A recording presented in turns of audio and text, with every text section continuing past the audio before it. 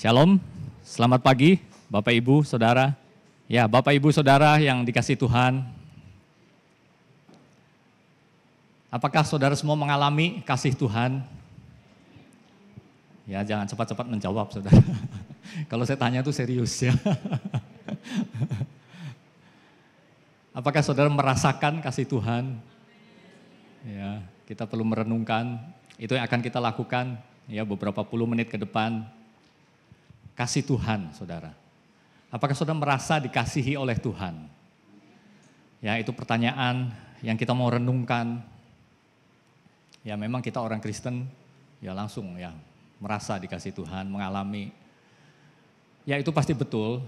Tapi saya pikir kita perlu merenungkan lebih dalam supaya ketemu, saudara. Ya, hal-hal apa, dasar-dasar apa, sehingga di atasnya kita mengatakan saya dikasihi Tuhan.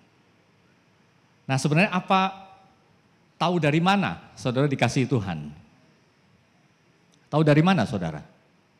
Perlu bukti ya, kita manusia perlu bukti. Biasanya kita selalu cari-cari bukti. Buktinya apa saudara dikasihi Tuhan? Ya, hidup yang baik bukan hanya orang yang mengenal Tuhan. Hidup yang berkecukupan bukan hanya anak-anak Tuhan. Ya, jadi perlu satu bukti yang lebih dalam saudara. Tapi saya ingatkan satu bukti yang paling ringan dulu, yang paling ringan, kelihatannya ringan. Ya. Saudara semua ada di sini, ya itu salah satu gejala ini, tanda-tanda, ya dan bisa jadi itu kepastian bahwa saudara dikasihi Tuhan. Karena apa? Karena saudara mendengar firman Tuhan, saudara ada di dalam gereja Tuhan, saudara punya saudara-saudara yang di dalam Tuhan, ya saudara punya komunitas. Jadi itu satu variabel saudara. Nah, jadi itu yang akan kita bahas, mengapa saya dikasihi Tuhan. Silakan dimunculkan. Jadi tujuannya pertama, saudara. Walaupun kita sering membicarakan, kita sering memperkatakan, tapi tujuan saya selalu, ya tujuan kita semua selalu, supaya kita lebih memahami lagi kasih Tuhan. Dan setelah itu, kita jadi punya hidup, bagaimana sih hidup yang merespon pada kasih yang sedemikian besar ini. Ya, itu tujuannya. Nah, penting sekali saudara, bahwa kasih Allah itu berbeda saudara. Ya, berbeda. Di slide kedua, berbeda dengan kasih yang umumnya dikenal. Ya, slide kedua. Ini harus kita sadari dulu. Jadi, mau kita samakan dengan apa? Nah, biasanya kan lalu kita melihat yang empiris ya yang kita alami, relasi kita, hubungan kita melihat pada manusia. Lalu kita berpikir bahwa itu sudah cukup. Memang itu mencerminkan tapi baru sebagian saudara dari kasih Tuhan. Jadi berbeda. Misalkan gini. Kalau ini bagi yang sudah punya pasangan. Mengapa dulu saya menjatuhkan cinta saya pada istri? Ya, saudara mengapa? Ya ini karena bimbingan pranikah kita sering tanya ya, kenapa? Jawabannya mirip-mirip tapi saya yakin itu berasal dari hati yang tulus. Coba level yang paling gampang dulu. Ya kenapa kamu senang sama ini, mau sama ini, mau menikah? Ya menjatuhkan cintamu atau menerima cintanya pada pasanganmu yang ini. Ya karena orangnya baik. Ya itu hampir mungkin persentasenya besar. Karena ganteng, karena cantik, ya walaupun itu pasti subjektif saudara. Pasti enggak memakai standar Bollywood, ya enggak. Ya subjektif tapi pokoknya bagi dia ini ganteng, ini cantik, ini rupawan. Ya. Jadi hal-hal seperti itu yang awalnya. Tapi saudara bayangkan bahwa kalau berhenti di sana setelah masuk pernikahan, ini itu, manusia kan berubah. Nah, bayangkan kalau itu terus-menerus menjadi dasarnya. Nah itulah sebabnya tidak heran banyak pernikahannya akhirnya goncang. Orang bilang cinta itu bisa luntur. Karena tidak mempelajari satu kasih yang lebih tinggi. Yaitu kasih yang tanpa syarat.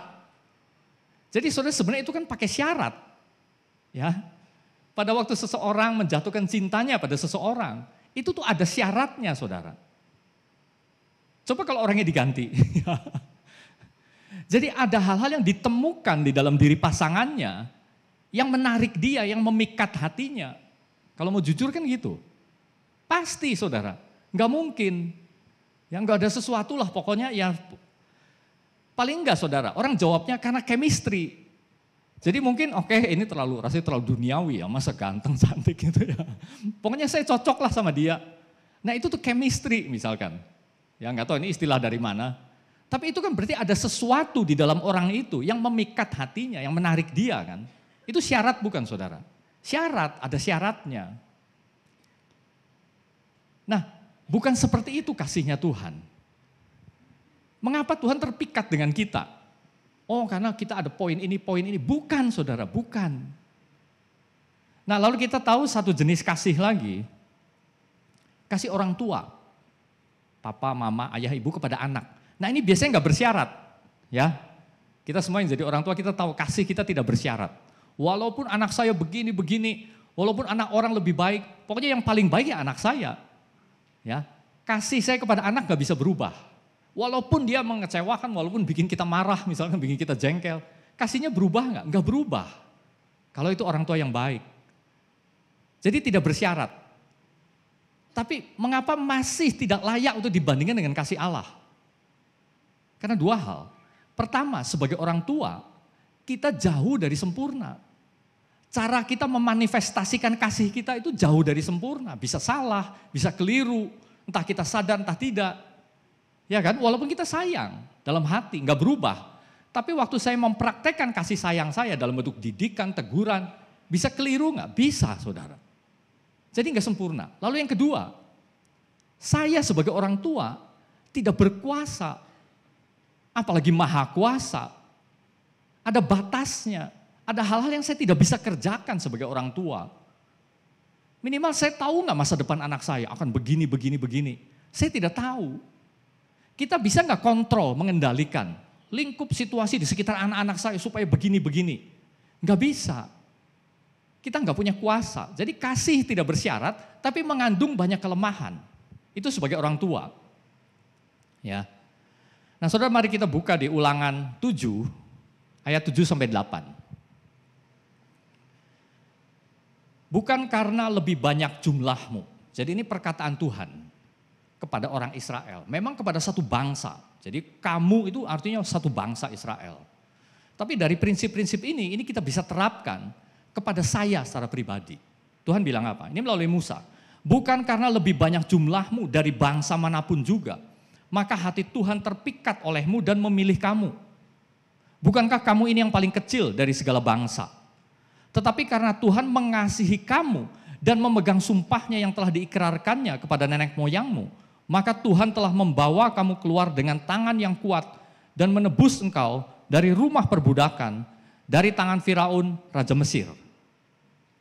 Ya, ucapan Musa, Ulangan, the second law, Deuteronomi ya. Jadi ini seperti mengulangi, makanya namanya ulangan. Ya, hukum lagi, saudara kira-kira 31 pasal ini semua berbicara ucapan-ucapan Tuhan.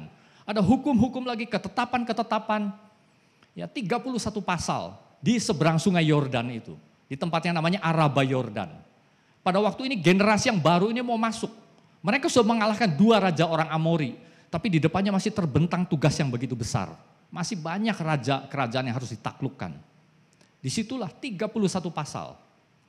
Terus berbicara mengenai semua. Tuhan seperti mengungkit lagi ke belakang. Apa yang terjadi dengan ayah-ayah mereka, dengan keturunan di atas mereka. Lalu apa yang mereka harus kerjakan? Ya.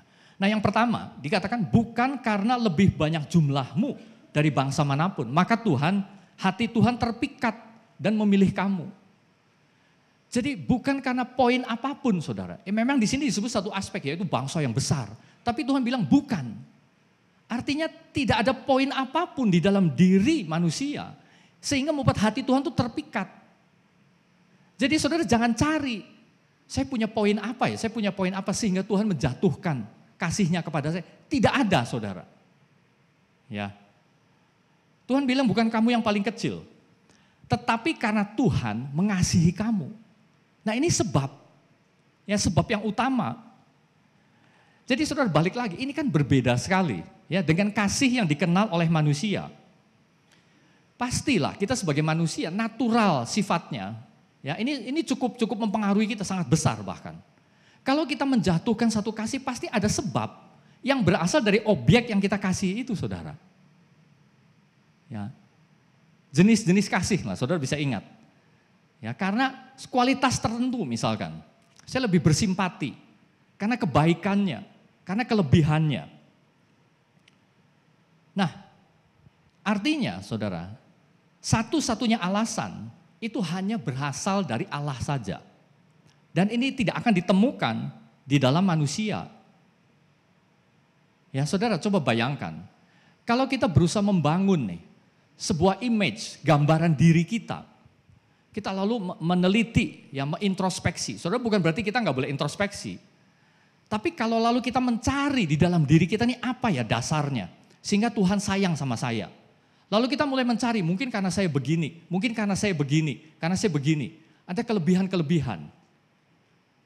Saudara, mungkin betul itu kelebihan, tapi ingat, di dalam saat yang bersamaan, kita kan manusia yang jauh dari sempurna. Minimal kita stabil nggak, saudara? Saudara, kalau kita jujur, ya saudara nggak usah lihat ini pendeta besar, hamba Tuhan besar. Semua manusia nggak ada yang stabil, saudara. Hanya mungkin derajatnya beda-beda. Yang mantap terus, garisan naik terus, lurus sampai sempurna di dalam hidup ini. Nggak ada, saudara, dalam hidup ini. Kita ini berubah-ubah. Baik, buruk, ya bagus, jelek, salah, benar. Coba saudara, kalau kita bangun image yang seperti itu, lalu inilah sebabnya maka Tuhan mengasihi saya. Lah, itu penuh dengan cacat celah, saudara. Bisa nggak dijadikan dasar Tuhan menerima kita? Ya, karena kita punya kelebihan, tapi ingat punya kekurangan. Lalu bagaimana dengan kekurangannya? Ya, jadi jangan bangun. Kadang-kadang kita merasa nyaman, saudara. Ya, ini memang natural, ini manusiawi. I did a good job. Ya, saya baru lakukan hal yang baik sekali. Yang saya rasa ini bermanfaat, ini berarti, ini bagus pokoknya. Pasti perasaan kita lebih nyaman. Tapi ingat saudara, bukan itu dasarnya Tuhan sayang sama kita. Karena kalau besok saya lakukan yang buruk, berarti Tuhan gak sayang lagi. Nah, ini kecenderungan orang. Jadi pada waktu mereka berpikir bahwa kasih manusia itu seperti itu, secara tidak langsung, dia juga memahami kasih Allah juga seperti itu. Itulah sebabnya saudara. Pada waktu kita baru lakukan satu dosa misalkan. Aduh, lalu kita cenderung untuk menjauh. Ya, menjauh dari Tuhan. Pasti kita merasa ada malu, ada nggak enak gitu. Jadi kita pikir Tuhan kecewa dan dia memalingkan wajahnya dari kita. Dan yang lebih parah, berlangsung terus menerus akhirnya saya bukan anaknya lagi. Saudara, itu kita samakan kasih Tuhan dengan kasih manusia yang ada di level kita ini. Kita bisa sebagai manusia seperti itu, saudara. Walaupun banyak manusia yang hatinya mulia, yang sudah lebih kebal dari kecewa, terus mengasihi, terus menghargai. Tapi rata-rata orang kalau dikecewakan, berubah saudara kasihnya. Coba suami istri aja bisa berubah. Coba pasangannya terus menerus menyakiti, terus menerus tidak setia, terus menerus jahat, terus menerus nggak pernah merasakan sayang dari pasangannya.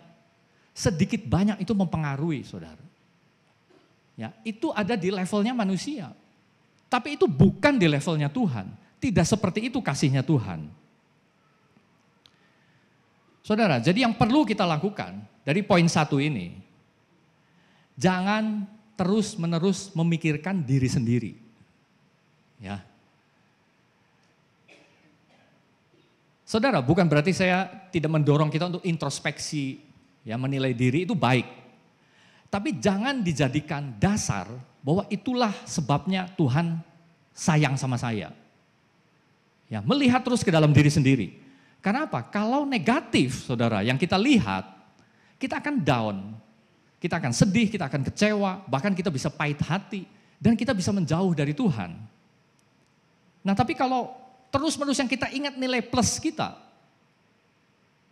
ya, tadi yang negatif, sekarang yang plus gimana? Kita bisa jadi sombong, saudara.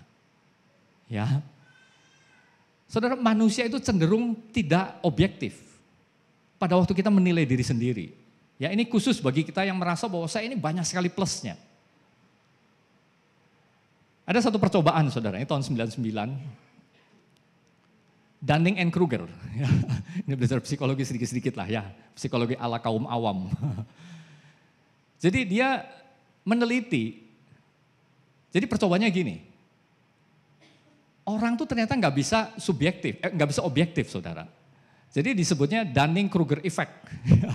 Jadi orang tuh merasa ada seperti satu superioritas pada waktu melihat dirinya sendiri. Jadi dicoba pada sekumpulan insinyur ini. Lalu mereka suruh menilai diri mereka sendiri. Apakah misalkan ada 100 insinyur di dalam satu perusahaan, satu tempat kerja. Satu-satu ditanyain, apakah kamu ini termasuk 5% teratas terbaik?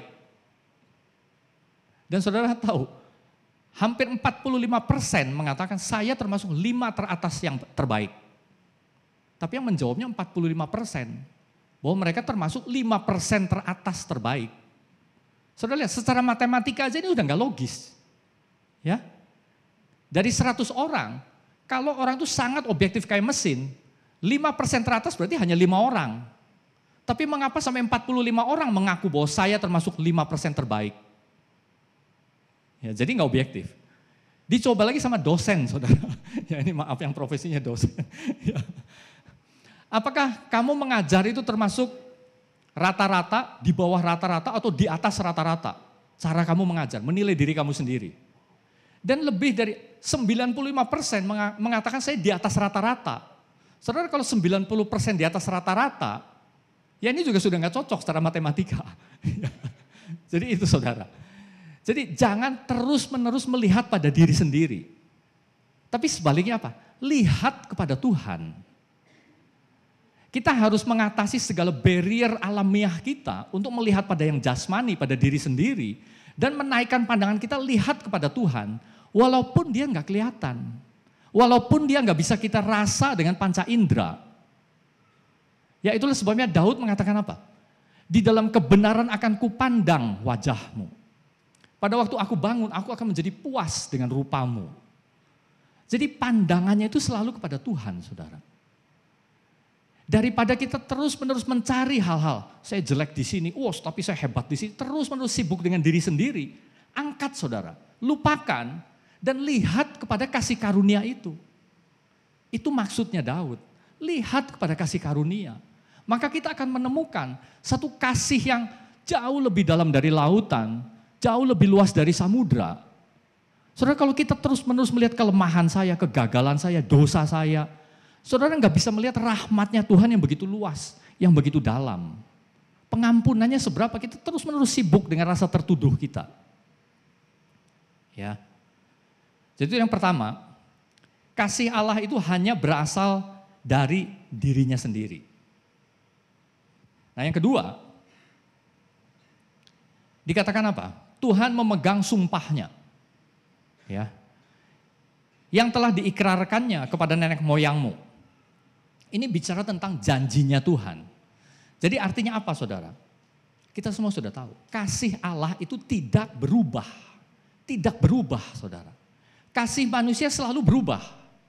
Minimal kadarnya, besar kasihnya lalu sedikit mengecil. Tidak sampai membenci sih, tapi kasihnya itu mengecil.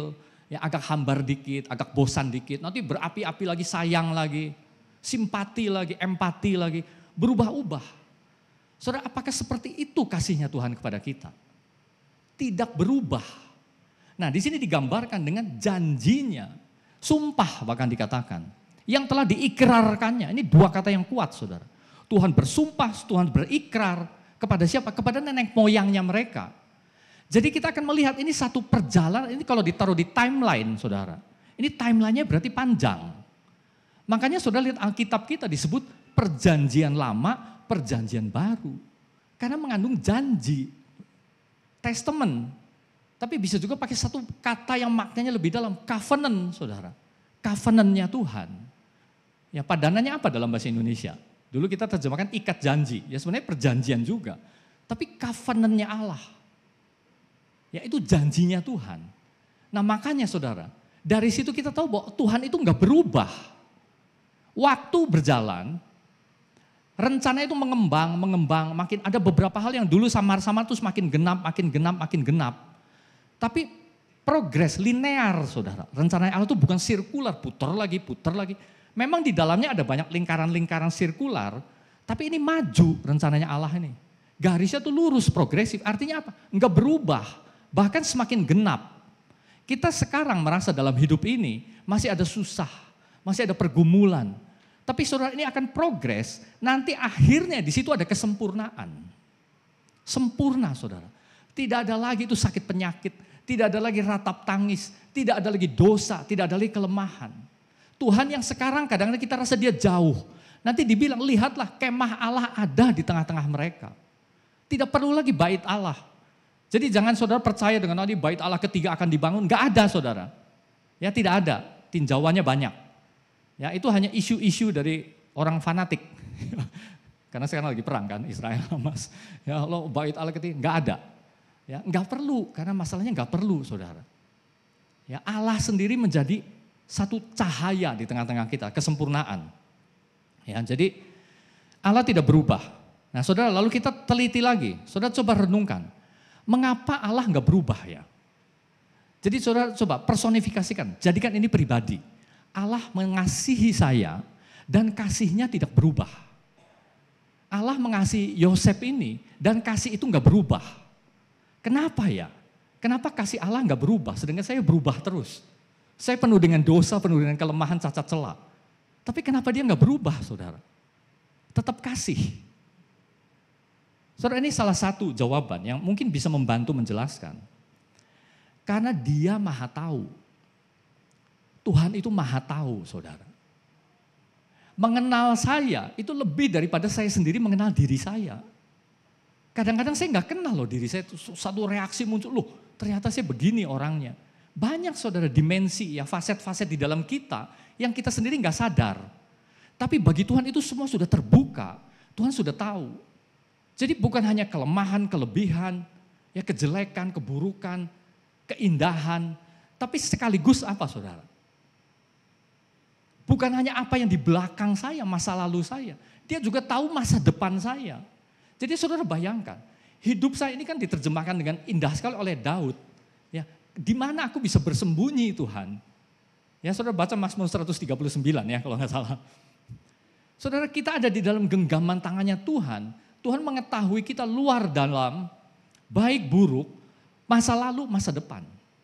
Sehingga apa? Tidak ada lagi yang bisa mengejutkan dia. Oh ternyata kamu begini. Ya sudahlah saya berubah. Saudara, mengapa sikap kita terhadap manusia bisa berubah? Umumnya waktu kita menemukan sesuatu yang kita nggak suka. Yang saya pikir kamu orangnya baik, penuh simpati. Oh ternyata begini. Berubah nggak saudara? Berubah. Ya masih sih kita berusaha menjadi temannya.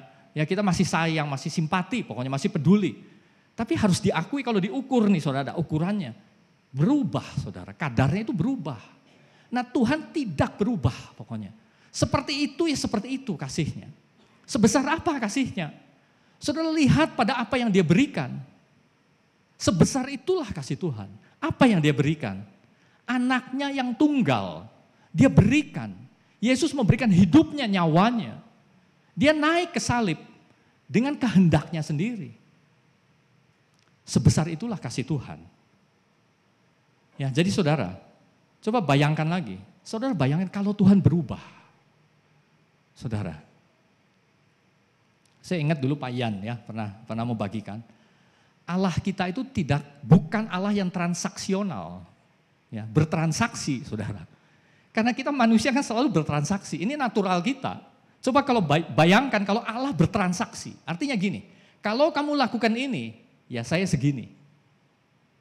Kalau kamu baik-baik semua, kamu setia, kamu tidak mengecewakan, kamu tidak jatuh dalam dosa, ini kasih saya. Tetapi ingat, kamu jatuh, kamu dengan sengaja berbuat dosa, kasih itu saya tarik sedikit. Dosa makin besar, tarik makin jauh. Dosa kamu tidak terampun, kamu saya tendang keluar. Itu Allah yang transaksional. Coba saudara menghadap Allah yang seperti itu kira-kira gimana saudara? Ada nggak dari kita yang qualified? Bisa nggak saudara menempuh hidup yang sempurna? Jangan pernah mengecewakan Tuhan satu kali pun. Lihat hukumnya yang sempurna. Saudara lihat hukumnya Tuhan. Yesus bilang apa? Kamu sudah mendengar firman, jangan membunuh. Tapi aku berkata kepadamu, barang siapa marah kepada saudaranya harus dihukum. Barang siapa mengatakan kepada saudaranya kafir, harus dihadapkan ke mahkamah agama. Barang siapa bilang jahil, harus dimasukkan ke dalam neraka. Ya ampun, ngomong kafir, ngomong jahil, saya ditaruh di mahkamah agama, bahkan dimasukkan neraka. Saudara, apa sih maksudnya? Kenapa sih nggak boleh ngomong kafir, jahil? Memangnya agak susah diterjemahkannya, saudara. Ya ini kan slang atau umpatan zaman dulu ya. Sekarang tuh kira-kira katanya, saya pernah baca, ini diartikan kepala kosong artinya. Jadi mungkin ya maaf, kamu nggak punya otak. Saudara, gara-gara kita ngomong gitu, kita dimasukkan ke dalam neraka. Itu hukumnya Tuhan. Kamu sudah mendengar firman, jangan berzina. Tapi barang siapa memandang kepada perempuan dan menginginkan dalam hati, sudah berzina di dalam hatinya. Kalau matamu yang kanan menyesatkan engkau, cungkilah dan buanglah itu. Sebab lebih baik satu anggota tubuhmu binasa daripada engkau dengan utuh dimasukkan ke dalam neraka. Kalau tanganmu yang kanan menyesatkan engkau, potong dan buang. Lebih baik satu anggota tubuhmu binasa daripada seluruh tubuhmu dengan utuh dimasukkan ke dalam neraka. Seperti itu hukumnya Tuhan, saudara. Saudara, kalau kita diterapkan pada hukum yang seperti itu, tanpa ada penebus, artinya itu semua kita yang tanggung. Kita yang pertanggungjawabkan di hadapan Tuhan. Seberapa banyak kita bikin salah, tanggung sendiri. Karena nggak ada yang menebus. Saudara, bahkan apabila engkau mempersembahkan korban, teringat sesuatu dalam hati saudaramu, tinggalkan, pergi dulu berdamai. Kalau pergi dengan seseorang di jalan, ya berdamai berarti. Karena kalau enggak nanti dia bawa kamu ke depan hakim, hakim kasih kamu pembantu, dilemparkan ke dalam penjara.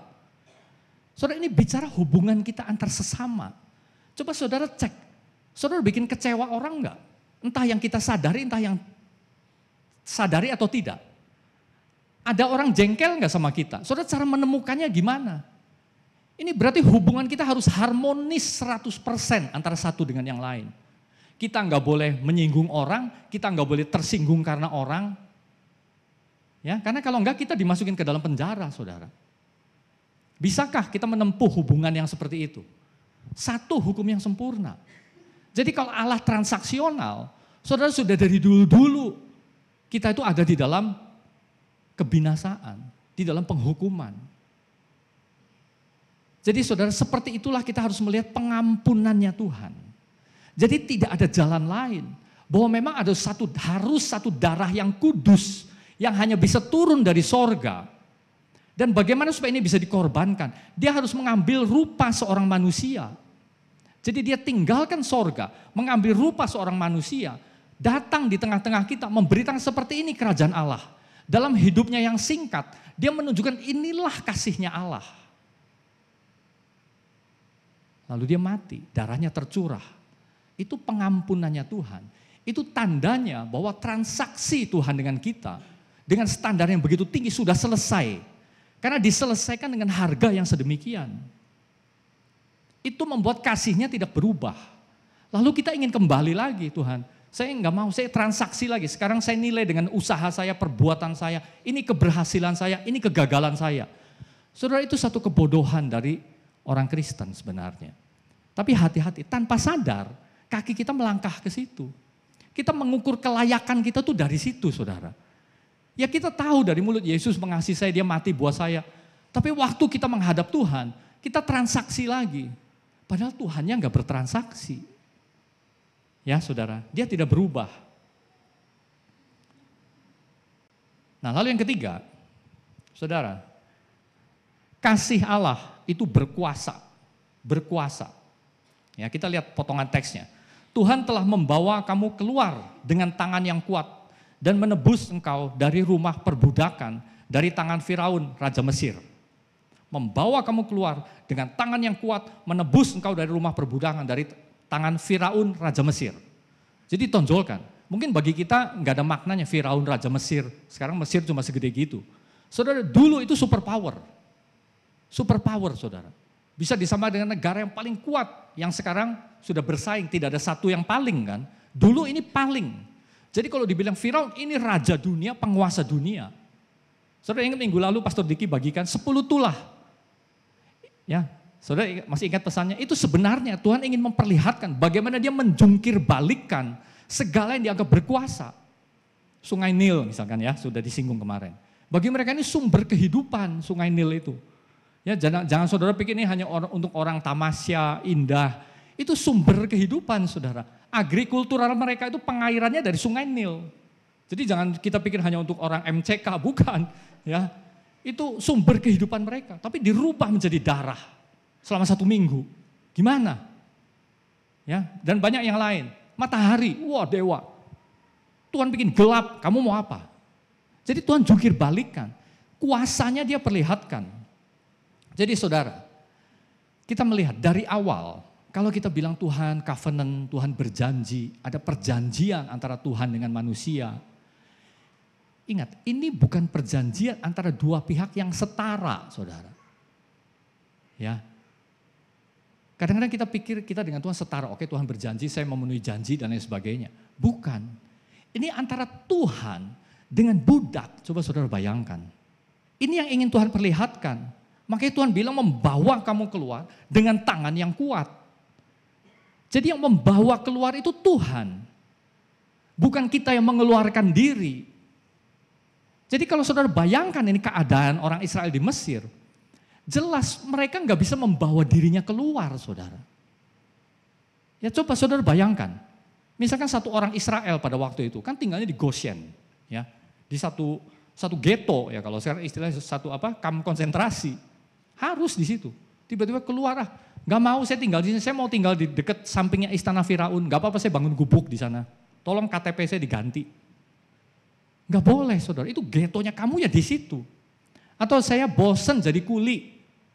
Sekarang saya ingin beralih jadi pedagang. Ya, jadi bilang sama mandor, saya bosan jadi kuli, nggak mau bikin bata terus. Sekarang saya mau berwira swasta. Bisa nggak saudara? Ya langsung dicambuki habis-habisan. Saya pernah bagikan. Mereka tuh dalam strata, kalau bentuknya segitiga, mereka ada di paling bawah. Ini menjadi pijakan saudara, menjadi dasar untuk diinjak-injak. Golongan-golongan lain di atasnya. Jadi selalu dijaga, jumlahnya harus segitu. Seperti segitiga. Kalau bawahnya terus melebar-melebar, ini segitiganya bisa runtuh. Makanya waktu jumlahnya tambah banyak, mereka takut. Ya suruh bidan dulu kan, kalau laki-laki kamu bunuh. Bidannya takut, enggak. Jadi lebih ekstrim, pokoknya setiap lihat anak laki-laki orang Ibrani, lemparkan ke Sungai Nil. Jadi jumlahnya harus dibatasi. Makannya dicukupi memang, ada daging segala macam cukup. Tapi mereka enggak bisa pilih karir, ini enggak kebayang saudara. Ya coba saudara kalau karir saudara dibatasi. Kamu jadi tukang terus misalkan. Ya, tukangnya juga terus-menerus itu. Jadi laden terus misalkan. Nggak boleh kamu jadi tukang kayu, laden ya laden. Pokoknya ngaduk semen sama pasir terus-menerus. Coba dia mau ngojek nggak bisa, mau jadi gojek online nggak bisa. Saudara itu tuh sangat menyiksa. Nah seperti itulah ketidakberdayaan mereka saudara. Jadi jangan dipikir mereka bisa seimbang. Oke Tuhan saya mau. Tuhan tawarkan saya mau. Tidak seimbang saudara. Ini perjanjian antara orang yang tidak berdaya. Makanya sepanjang Alkitab itu yang dikatakan. Yesus bilang apa? Kamu ini hamba dosa. Siapa yang berbuat dosa dia adalah hamba dosa. Dan aku memerdekakan kamu. Orang Farisi marah. Kami bukan hamba siapapun. Mengapa kamu bilang kami dihamba? Yesus bilang siapa yang berbuat dosa dia hamba dosa. Tidak mungkin orang yang di dalam daging bisa berkenan kepada Allah. Tidak mungkin itu jawabannya. Dan akhirnya lebih tegas lagi, kamu mati, dahulu kamu sudah mati di dalam dosamu. Tapi Allah yang penuh dengan rahmat membangkit, menghidupkan kamu kembali. Jadi itu keadaan kita. Bukan transaksi, oh saya bisa. Gak bisa saudara, harus Tuhan yang bawa keluar. Jadi itu kuasanya Tuhan yang saya ingin kita melihat. Itu seperti itu. Ya. Saudara kalau kita teliti, ya ini sedikit lebih teknis. Coba saudara teliti ya di dalam Keluaran itu. Pada waktu mereka menderita, lalu mereka berseru-seru. Saudara tidak pernah dikatakan mereka berseru kepada Tuhan, memanggil nama Tuhan, tidak pernah. Karena mereka nggak kenal. Jadi kalau saudara lihat narasinya, saudara boleh teliti bahasa aslinya. Mereka tuh seperti berseru aja ke langit. Karena saking sudah susahnya, putus asanya. Saking mereka nggak suka dengan hidup mereka yang seperti itu. Walaupun cukup makan. Jadi mereka hanya berseru aja, mereka nggak kenal. Saudara kalau orang sudah 400 tahun di bawah satu penjajahan budaya yang begitu superior, yang nggak ada tempat bagi mereka. Samar-samar mereka masih bisa ingat, kita semua adalah keturunan Abraham, Ishak dan Yakub. Tapi seperti apa Allahnya Abraham, Ishak dan Yakub? Makanya Musa bingung waktu Tuhan bilang, kamu pergi kepada bangsamu, aku mengutus engkau. Lah Tuhan, kalau mereka tanya siapa namamu gimana? Namanya aja nggak tahu. Kalau mereka nggak percaya gimana?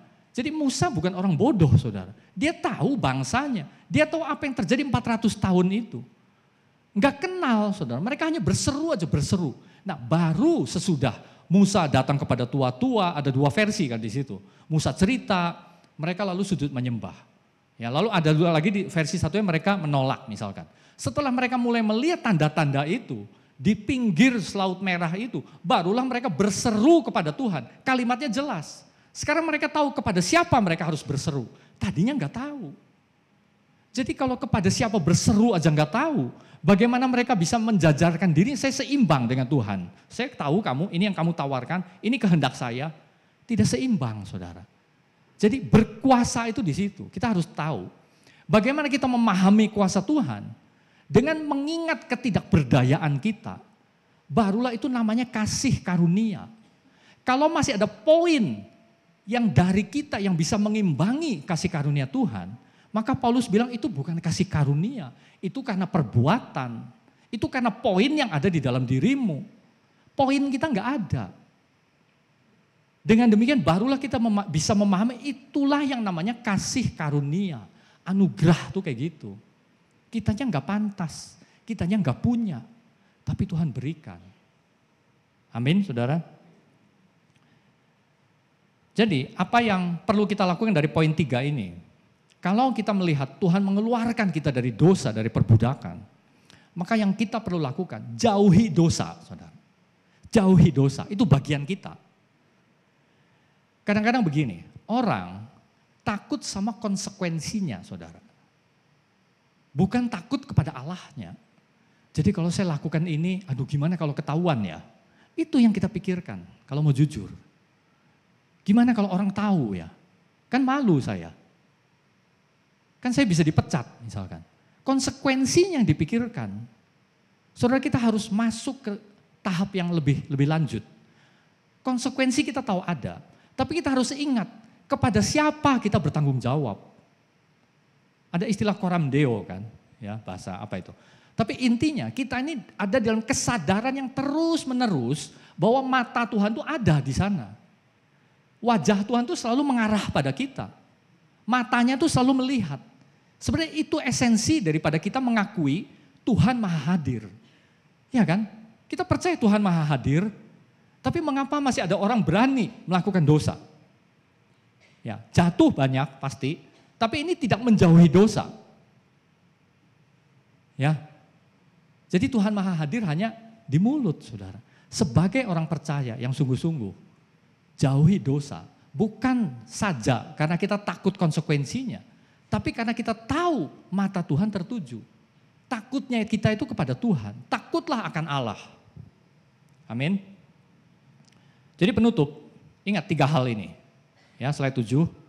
Pertama, jangan sibuk terus menerus, saudara. Memikirkan diri sendiri pasti, namanya kita manusia. Manusia ini satu-satunya ciptaan yang punya kesadaran diri katanya. Ya, saya nggak tahu kalau saudara punya anjing, punya kesadaran diri nggak. Tapi saya melihat binatang itu orientasi terus keluar. Ya anjing itu kan selalu melihat tuannya gitu. Pernah nggak anjing introspeksi? Aduh, saya kok kurang baik ya hari ini. Ya. Ya, merasa tertuduh gitu anjing. Saudara mungkin dia takut, tapi itu karena tuannya ya nggak punya kesadaran diri katanya. Hanya manusia sadar diri, self-nya itu ada. Tapi kalau ini jatuh ke yang ekstrim ini nggak baik, saudara. Kita jadi samar-samar ngelihat Tuhannya. Kita terus mempedulikan pada diri sendiri. Tapi pandang Tuhan, saudara. Memang ini kedengarannya seperti slogan ya. Saudara, kita nggak ada yang sempurna di sini, tapi cobalah saudara, lupakan dirimu sendiri. Biarlah kita ini semakin kabur, dan Tuhan itu semakin terang. Yaitu prinsip Yohanes, aku semakin kecil, tapi dia semakin besar. Seberapa besarnya Tuhan, seberapa besarnya Tuhan, seberapa dalam kasih-Mu. Ya, jangan terus-menerus memikirkan diri sendiri, saudara. Amin. Yang kedua, belajar semakin mengenal Allah. Ya, apa yang dikatakan Alkitab tentang Allah? Allah itu seperti apa? Masalahnya saudara, ini bukan seperti biografi Alkitab tuh. Ya, Allah adalah begini, ada definisinya. Kalau saja seperti itu lebih gampang. Tapi semua sifat Allah, hati Allah tersebar di sepanjang Alkitab. Jadi ada cara belajar tertentu. Ya, ada kaitan tertentu. Baik itu melalui satu statement yang langsung bahwa seperti inilah Allah, maupun yang tidak langsung dalam bentuk apa? Perbuatannya, tindakannya, penghukumannya, pertolongannya. Itu kan gak dikatakan Allah tuh seperti ini. Tapi pokoknya karyanya ada di situ. Bahkan pada saat-saat tidak disebut namanya Allah. Misalkan di kitabnya Esther, di bukunya Esther. Ya, jadi apa yang dikatakan Alkitab tentang Allah? Hati-hati dengan versi populer dari zaman ini, saudara. Walaupun bungkusnya Kristen, Allah tuh seperti ini, Allah tuh seperti ini. Saudara, kalau sisi satunya kita nggak bertumbuh, ini akan masuk, diadopsi. Padahal itu tidak Alkitabiah. Itu membuat kabur gambaran kita mengenai Allah. Dan yang ketiga, jauhi dosa. Bukan konsekuensinya, tapi takutlah kepada Allah. Ya, amin saudara. Amin. Mari saya undang worship team